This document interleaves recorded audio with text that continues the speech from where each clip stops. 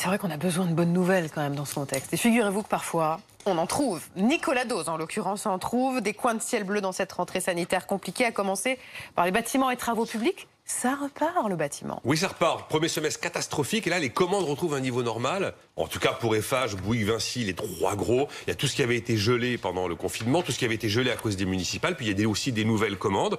Donc ça veut dire que la commande publique repart, parce que c'est un moteur du BTP, bien sûr, que la croissance, quand même, la reprise, tendance à s'accélérer, que le pays va en profiter, parce que c'est quand même vraiment des business et des activités très locales. En plus, le plan de relance va aider. D'ailleurs, Bruno Le Maire demande aux acteurs du bâtiment d'éviter le travail détaché et de préférer les embauches locales. Bon, il y a aussi un chiffre de l'INSEE qui va dans le même sens. Alors, on se méfie toujours un peu des chiffres quand même. Hein. Non, mais quand c'est une enquête de l'INSEE réalisée tous les mois, depuis des années, et que depuis 4 mois c'est positif, c'est le moral des patrons. En plus, 7 points, on est pratiquement au niveau de la moyenne de long terme. Ça veut dire que c'est encourageant, si vous voulez. On était arrivé à des creux en avril-mai.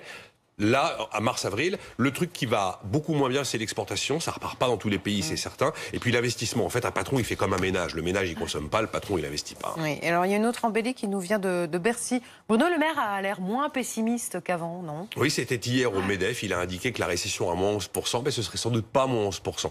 Il n'a pas donné de nouveaux chiffres. Alors vous allez me dire, le BTP, un peu d'embellie, le moral des patrons, une récession qui n'est pas à moins 11, mais peut-être moins 10, moins 9. Oui, c'est pas le Pérou, mais les raisons de se rassurer sont pas nombreuses en ce moment. Le quatrième trimestre sera sûrement très social, avec des faillites, avec un peu de chômage. Et puis, il n'empêche que la situation est quand même hyper complexe. Le fait d'avoir retrouvé le niveau d'avant-crise mi-2022, comme le dit Jean Castex, ça semble très audacieux. Et il espère aussi avoir épongé la dette Covid en 2025, et ça semble aussi très difficile.